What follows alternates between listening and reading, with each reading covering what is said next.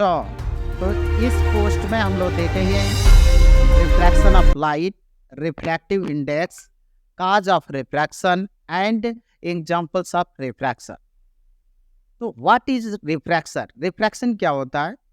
Actual में जब हमारी लाइट रेज होती है, वन ट्रांसपेरेंट मीडियम से सेकेंड ट्रांसपेरेंट मीडियम में ट्रेवल करती है, तो दूसरे मीडियम में इसका जो लाइट है, लाइट रेज है, उसकी स्पीड और डायरेक्शन दोनों चेंज हो जाती है। यानी हम इस तरह से डिफाइन कर सकते हैं the bending of A light wave when it passes from one medium to another due to the change in the speed of the light traveling the two different media is called the refraction of light। जैसे कि image में हम लोग देख सकते हैं कि जब हमारी लाइट रेयर से डेंसर मीडियम में जाती है, तो वो लाइट जो होती है वो बेंड होती है टुवर्ड्स नॉर्मल, और डेंसर से रेयर जाती है तो वो बेंड होती है अवे फ्रॉम द नॉर्मल। अब डेंसर और रेयर मीडियम क्या होते हैं, उसको हम लोग शार्ट में देख लेते हैं कि डेंसर मीडियम क्या होता है और रेयर मीडियम क्या होता है। तो रेयर मीडियम, जिसको ऑप्टिकली रेयर मीडियम भी कहते हैं, is a medium in which the speed of light is more. Speed of light जो होता है वो मोर होता है। For example, air is optically rare medium as compare to glass and water. Denser medium या optically denser medium is a medium in which the speed of light is less. For example, glass is optically denser medium as compared to air. जैसे कि हम लोगों ने देखा कि जब हमारी लाइट रेयर मीडियम से डेंसर मीडियम में जाती है तो वो बेंड होती है टुवर्ड्स नॉर्मल, और जब डेंसर से रेयर मीडियम में जाती है तो वो बेंड होती है अवे फ्रॉम दी नॉर्मल। ये बात आपको ध्यान देना है कॉन्सेप्ट को। अब दो सिचुएशन होते हैं कि अगर लाइट नॉर्मल इंसिडेंट करे, यानी एंगल ऑफ इंसिडेंट हमारा जीरो हो, एंगल ऑफ इंसिडेंट हमारा जीरो हो, तो उस कंडीशन में लाइट हमारी बेंड नहीं होती। If the refractive index of both media is same, अगर रिफ्रैक्टिव, अब आगे चलकर हम लोग देखेंगे रिफ्रैक्टिव इंडेक्स होता क्या है। अगर refractive index of both media is same, angle of incident does not matter in this case. Angle of incident कोई मैटर नहीं करता है, यानी लाइट इस सिचुएशन में भी बेंड नहीं करती है। जो नॉर्मल और इंसिडेंट रेज के बीच जो एंगल बनता है उसको बोला जाता है एंगल ऑफ इंसिडेंट, और जो नॉर्मल और रिफ्रैक्टेड रेज के बीच एंगल बनता है उसको बोलते हैं रिफ्रैक्टेड, एंगल ऑफ रिफ्रैक्शन या एंगल ऑफ रिफ्रैक्टेड। ये कंसेप्ट था। अब काज ऑफ रिफ्रैक्शन क्या होता है, ये हम लोग जान लेते हैं कि किस कारण से हमारा रिफ्रैक्शन होता है। वेन लाइट, पहला तो होता है चेंज ऑफ स्पीड, यानी when light travel at an angle into a medium with different refractive index, it change speed and direction. For example, when light transition from air to water, it slow down and bends. यानी जब light air से water में जाती है तो slow हो जाती है, उसकी स्पीड स्लो होती है और लाइट जो होती है हमारी बेंड हो जाती है।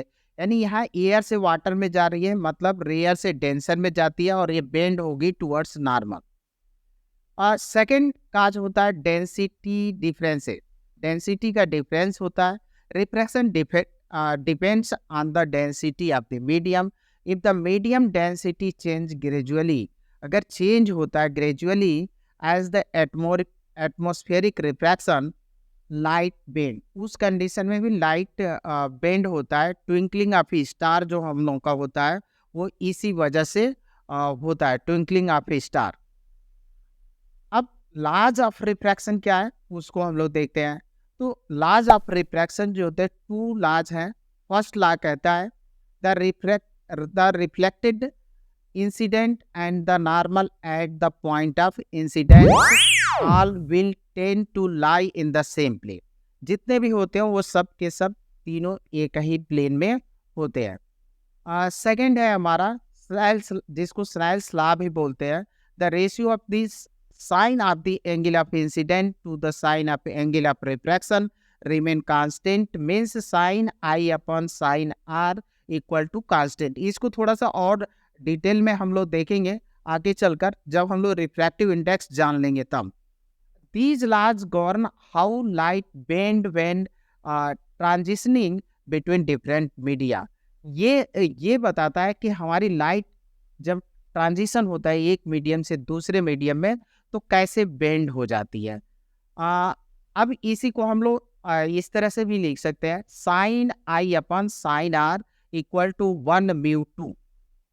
अब 1 म्यू 2 को मतलब लाइट हमारी 1 मीडियम से 2 मीडियम में जा रही है, तो इसको इस तरह से रीड किया जाता है कि refractive index of two with respect to medium first, यानी ऐसे कहें refractive index of medium 2 with respect to medium 1। Sine i upon sine r को ही हम लिख सकते हैं V1 upon V2, where V1 is speed of light in medium first and V2 is speed of light in medium 2।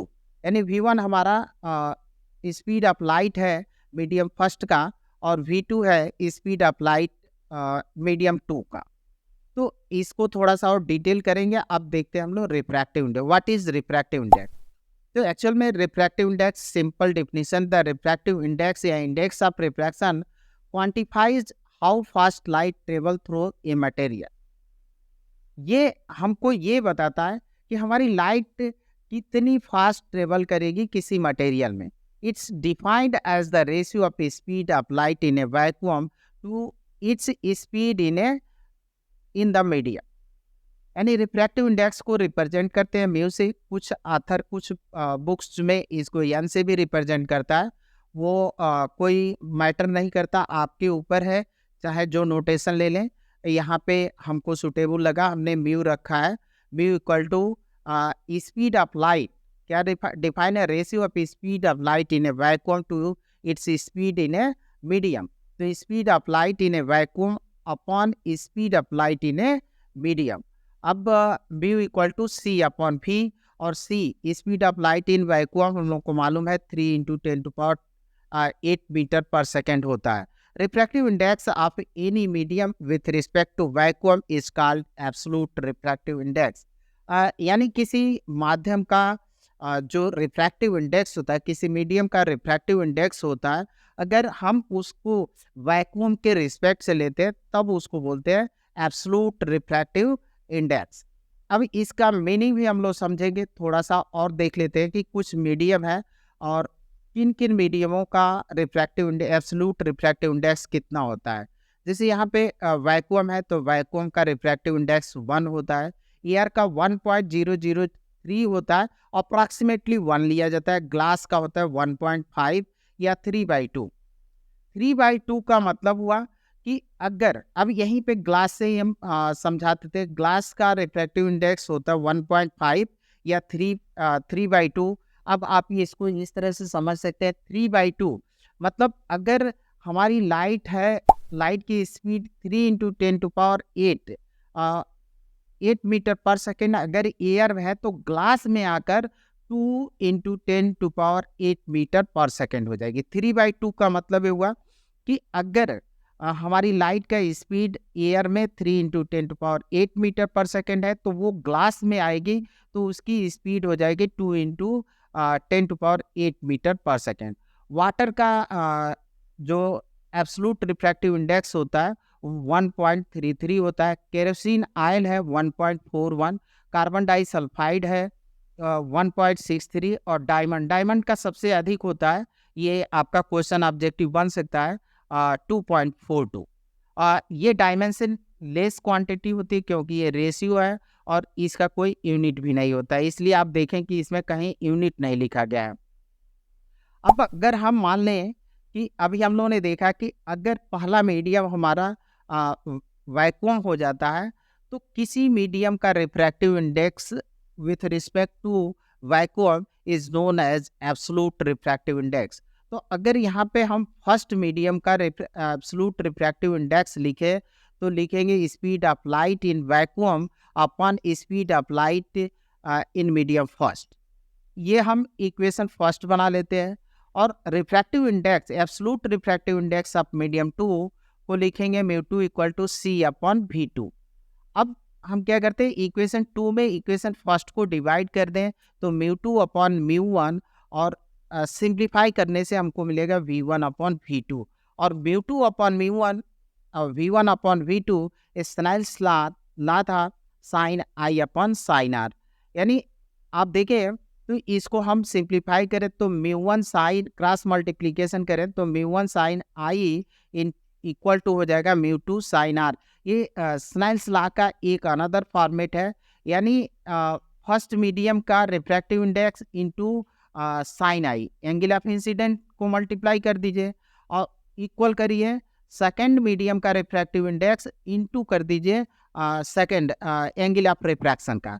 तो हमको Snell's law ये कोई भी फॉर्मूला डिराइव करना होता है तो ये वाला फॉर्मेट सही होता है, वहाँ पे कंफ्यूजन होती है, यहाँ कंफ्यूजन नहीं होता है। तो ये स्नेल्स लॉ का अनदर फॉर्मेट है, इस तरह से हम लोग लिख सकते हैं। और रिफ्रैक्टिव इंडेक्स किन किन बातों पर डिपेंड करता है? पहली बात तो ये होता है कि refractive index is inversely proportional to velocity, velocity के इन्वर्सली प्रोपोर्शनल होता है। और refractive index equal to A plus B upon lambda square, इसको कासी फार्मूला कहते हैं। यानी रिफ्रैक्टिव इंडेक्स वेवलेंथ पर भी डिपेंड करता है, वेवलेंथ पर भी डिपेंड करता है।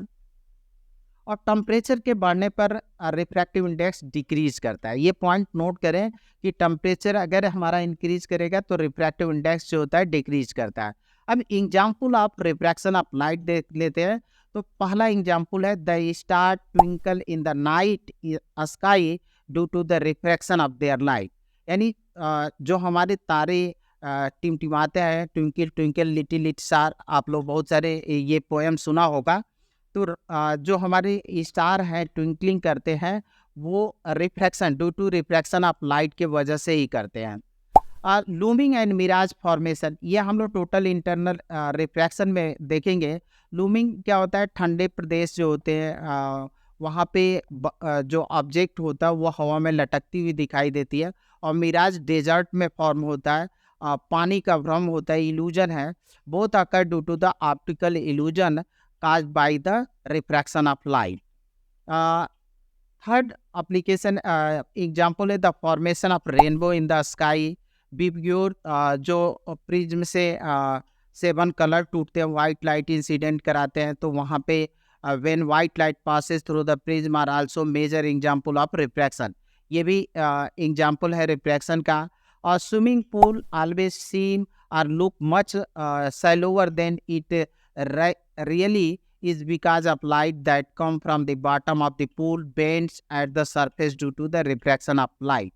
ये आप ये देखेंगे जो स्विमिंग पूल जो होता है उसका बॉटम जो होता है कि एक्चुअल में मोर गहरा होता है। आगे हम लोग एक टॉपिक लेंगे एपरेंट डेप्थ, उसमें इस बात को हम समझाएंगे।